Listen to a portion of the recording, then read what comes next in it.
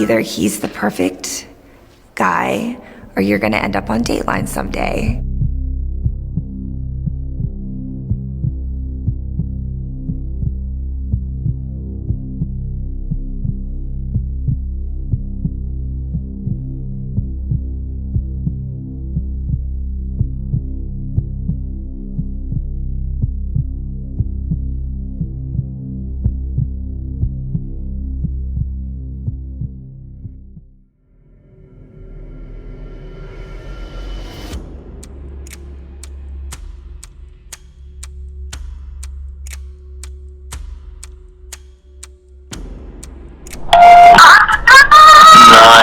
Where's your emergency? Okay, what's the address? Everything's okay, sorry. Okay.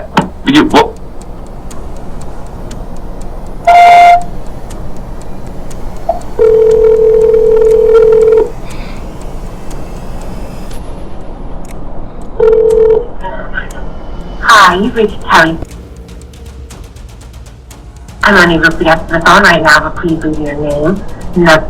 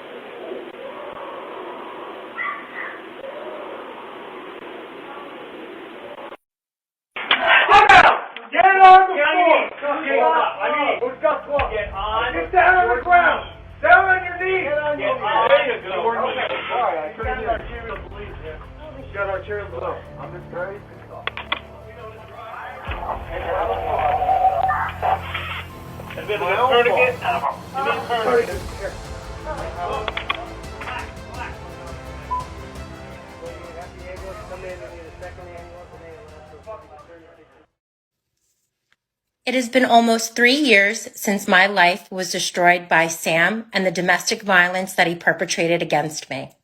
Since that horrific night, my life has never been the same. I have struggled every day to move on from that night and to pick up the pieces of my shattered life.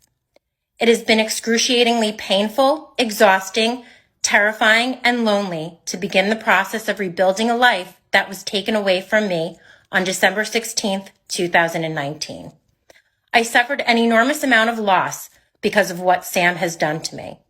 I have lost family and friends due to their fears of being endangered by being associated with me in case Sam should come after me again. I have lost the safety and security I felt within the home that I built for myself. I lost my business as I had to stop working for 2 years to heal from the emotional aftermath of this incident.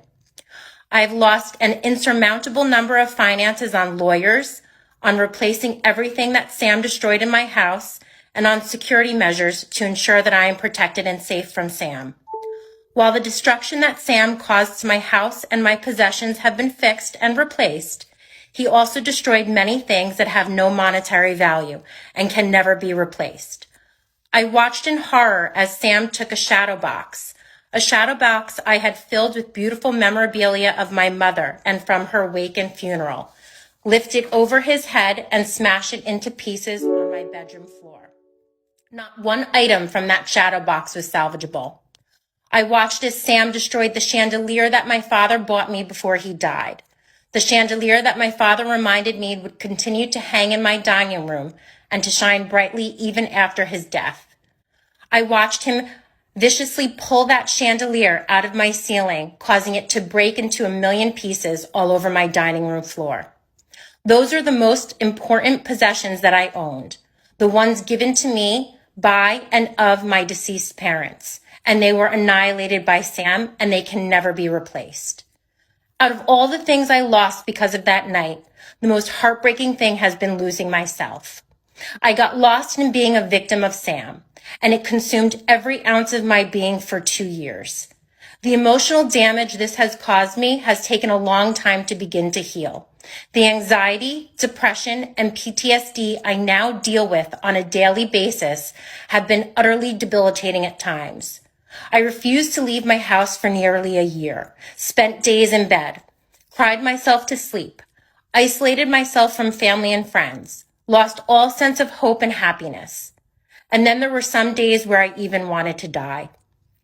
I can't remember a time within the last 3 years that I had a peaceful night's sleep.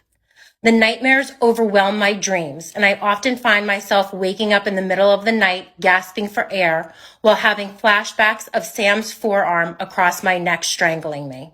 And when I close my eyes, I am forever haunted by the black, soulless eyes I stared into before Sam began to assault me for 45 minutes. The abuse I suffered on December 16th, 2019 is unimaginable. However, the continued abuse that I have endured from Sam and his lawyers since that has been just as unfathomable. The stalking, the verbal attacks on my character, the harassment and bullying, the threats of a lawsuit, the threats to ruin my professional career, and the dragging out of the divorce has caused just as much emotional turmoil for me as that night. The vile things that have been said about me have been horrific. I think the most horrific has been Sam's lawyer saying that I am not a real victim. Mr. D, what does a real victim of domestic violence look like? Am I not a real victim because I have loudly advocated for myself? Am I not a real victim because I refuse to back down no matter what you and your client put me through? Am I not a real victim because I sit here today holding your client responsible for what he's done to me? You're right, Mr. D. I am not a victim. I am a survivor. And I think that's evidenced by today and your client admitting what he did to me. Sam has done everything in his power to violate me in every way possible. You have physically attacked me in my home. You have emotionally abused me. You have financially manipulated me. I mentioned before that I lost myself being a victim of you. I sit here today to tell you that I am no longer your victim. I refuse to live the rest of my life as a victim of you. I worked hard this last year to rebuild myself, and I sit here today so far from the woman that you broke. I have survived you. Today, I give you my pain. I give you my flashbacks, nightmares, panic attacks, and depression. It is yours to keep. You no longer have any control over me. I will continue to recover from what you have done to me and to repair the damage that you have caused to my life, while you will forever be just a shell of the man that you pretend to be. I will walk away from this courtroom today, leaving the darkness with you, where it belongs. I am stronger than you will ever know, and you will never take that away from me. Your Honor, since I have begun to navigate the criminal justice system as a survivor of domestic violence, I have been repeatedly told that Sam is a first-time offender. While on paper that may be true, I am here to tell you that that could not be further from the truth. There are 3 women who came before me whom I have learned have all been victimized by Sam.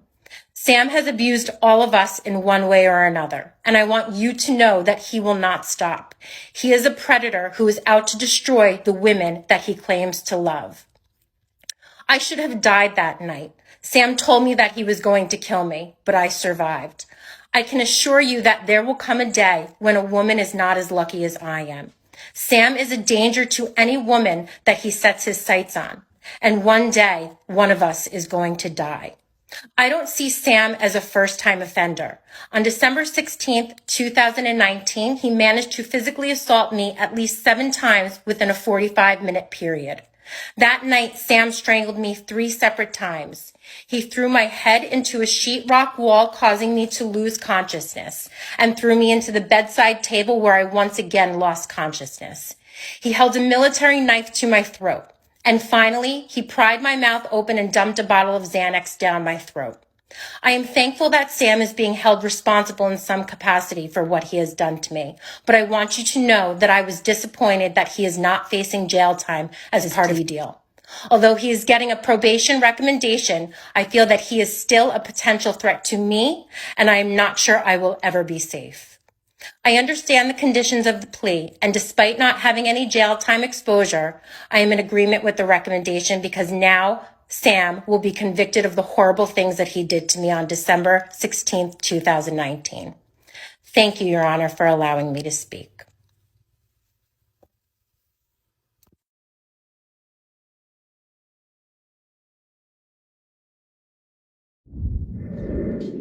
Happy divorce, Kerry. Happy divorce, Kerry. We are so happy. We are so happy. You are free. You are free From that narcissistic narcissistic asshole.